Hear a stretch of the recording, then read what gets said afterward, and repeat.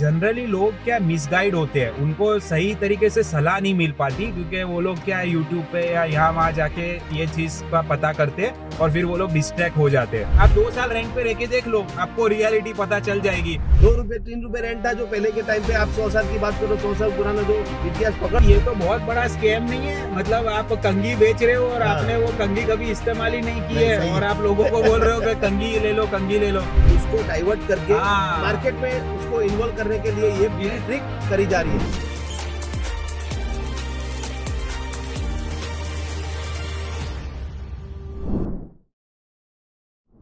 विशाल भाई, आज हम एक रेंट वर्सेस बाय के बहुत बड़े सवाल के बारे में बात करते हैं कि लोगों को क्या है, कन्विंस करने के लिए बहुत सारे लोग हैं कि आप हमेशा रेंट पे रहो ऐसा, और अपने बाइंग साइड पे रहते हैं। जनरली लोग क्या मिसगाइड होते हैं, उनको सही तरीके से सलाह नहीं मिल पाती क्योंकि वो लोग क्या यूट्यूब पे या यहाँ वहाँ जाके ये चीज का पता करते हैं और फिर वो लोग डिस्ट्रैक्ट हो जाते हैं। ऐसा कोई चीज बताओ जिससे जेन्युइनली पता चले आदमी को कि सामने वाला जो सलाह दे रहा है वो वैलिड भी है या वो सलाह देने के काबिल भी है ये चीज का। तो इसका क्या आपका पर्सपेक्टिव है? मैं ऐसा सोचता हूँ इसके बारे में कि जो आपको सलाह दे रहा है, पहले तो उनको आपको पूछना चाहिए क्या वाकई में आप रेंट पे रह रहे हो। दूसरा क्वेश्चन ये होना चाहिए अपना कि आप इतने साल से आप रेंट पे रह रहे हो। सही बात है यार, ये उसको क्वेश्चन करना चाहिए अपने को।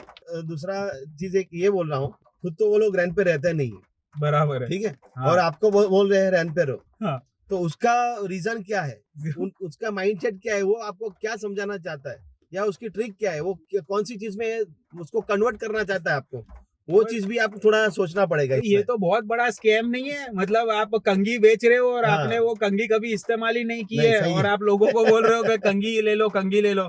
ठीक है, तो ये तो मैं देखो ये रियलिटी, जब आपने मुझे ये टिप दिया था तो मैंने इसके ऊपर थोड़ा बहुत रिसर्च भी किया था। मैंने 20-25 लोगों को, जो ये बहुत बड़े रेंट पे रहने के बहुत बड़े जो बेताज बादशाह है, पॉडकास्ट पे माइक पकड़ के चालू हो जाते हैं, तो वो सबका खुद का घर है, या तो अपने पेरेंट्स के और जो लोग रह भी रहे हैं, समझो के रह रहे हैं, अगर बैचलर है तो 2 साल 3 साल।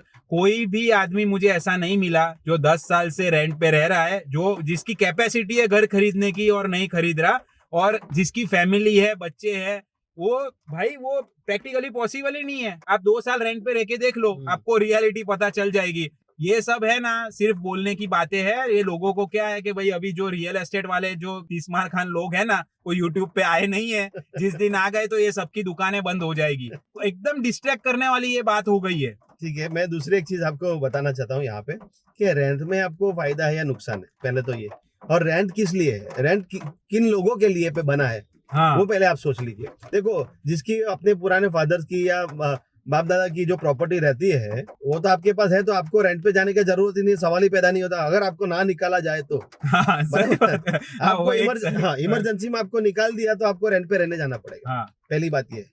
दूसरी चीज क्या है कि रेंट किन लोगों के लिए, या तो मैं यहाँ से मैं मुंबई पढ़ने जा रहा हूँ, या फिर मैं सूरत से बाहर निकल रहा हूँ, इंडिया से बाहर जा रहा हूँ, तो मुझे रेंट का ऑप्शन मेरे लिए बराबर है। या तो फिर मेरा जॉब लग गया कहीं पे, सिंगापुर, ऑस्ट्रेलिया, ठीक है, तो वहां पे मैं प्रॉपर्टी बाय नहीं कर सकता हूँ, बराबर बात, तो मैं रेंट पे रहता हूँ, तो वहाँ की भी वो थोड़ी उनकी करेंसी थोड़ी अप जाएगी, बराबर। तो इनका एक वो सिस्टम रहता है कि भाई रेंट का हिसाब से ये पूरा ये जो जोल है वो पूरा वहां से आया है, वेस्टर्नाइज से यहाँ से आया है। सही बात, ठीक है। जो रेंट का कल्चर अपने उधर था ही नहीं, और पहले जो था वो रेंट कितना था, 2 रुपए 3 रुपए रेंट था जो पहले के टाइम पे। आप 100 साल की बात करो, 100 साल पुराना जो इतिहास पकड़ लो, तो उसमें रेंट की क्या कैटेगरी थी कि भाई बड़े बड़े सबके खुद के ही मकान थे। सही बात, मतलब जब रियल एस्टेट उतना फुला फिला नहीं था, तो रेंट का जो कल्चर था वो इन लोगों ने अडॉप्ट करवाया है।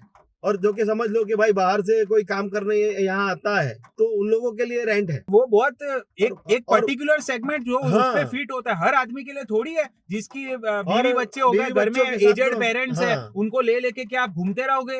ये क्या बात हो गई? तो उन लोगों के लिए रेंट बना ही नहीं है। आप ऐसा मत सोचो कि भाई किसी ने बोला कि 5 स्टार फैसिलिटी वाला जो प्रोजेक्ट है उसमें मैं रेंट पे ले लूंगा, तो उसका रेंट कितना आएगा वो तो देखो आप। वो रेंट देखा आपने, आपके EMI से भी ज्यादा रेंट आएगा। उससे अच्छा EMI पे मकान ले लो। ये सब है ना खाली स्कीम है, ये कुछ नहीं है। लोगों को कुछ खाली जो नादान लोग होते हैं उनको गुमराह करने का ये सब इसमें क्या बना है कि रखा है।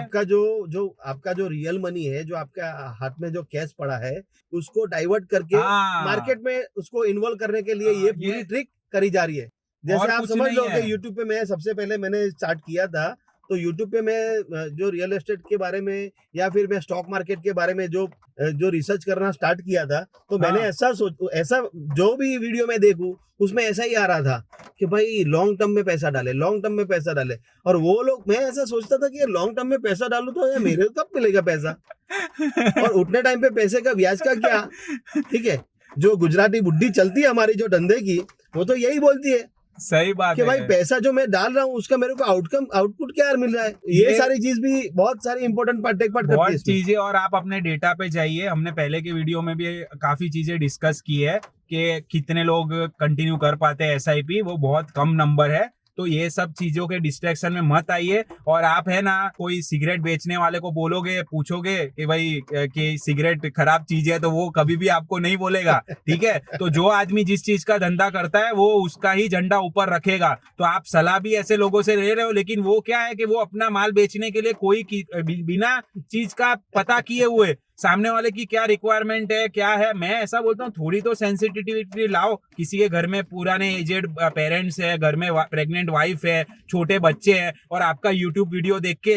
वो अपना डिसीजन पलट देगा, उसका पूरा फैमिली बर्बाद कर दोगे आप। दूसरी चीज ये है कि अगर आप समझ लो किसी ने जो बात है वो समझ के उसने गहराई में ले ली और उसने रेंट पे रहना चालू कर दिया। और रेंट पे रहने के फायदे आपने तो दिखा दिए उनको, नुकसान नहीं दिखाया। नुकसान तो दिखाई आप, नुकसान क्या है वो हम दिखाते हैं। देखो, आप तो पहले रहने जाते हो, हर महीने आपको कुछ ना कुछ, भाई एक कील नहीं ठोकने दूंगा मैं। ठीक है। दूसरी चीज ये है कि भाई रेंट वालों का मेंटेनेंस ज्यादा, उनको पार्किंग की फैसिलिटी नहीं मिलती है। ऐसे बहुत सारी दिक्कतें होती है। चीजें उस पे तो हम पूरा वीडियो भी बनाएंगे और आपको सब रियलिटी से उसका फेस करवाएंगे। उन लोगों को क्या है, हमेशा उनको वो वॉच पे रहते हैं वो लोग कि भाई कौन है क्या है। जैसे कि भाई अपने देश में या दूसरे पाकिस्तान में चले गए ऐसा लगता है। सही बात है, ये एकदम डिस्क्रिमिनेटरी आपके साथ व्यवहार होगा।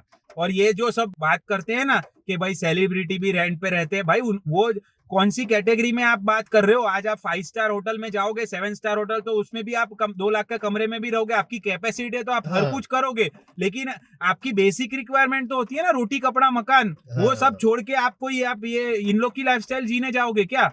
वो सेलिब्रिटी तो क्या है, सेलिब्रिटी भी वो तो इन्फ्लुएंसर ही रहते हैं। समझ लो, उनका तो ये धंधा है ये काम करने मैं ऐसा बोल दूं कि भाई आप ऐसा बोलना चालू कर दो, 50 लाख रुपए उनको दे दो, तो वो कल से ऐसा बोलना चालू कर कि मेरा खुद का मकान है, मैं मन्नत में रह रहा हूँ, खत्म हो गया बात।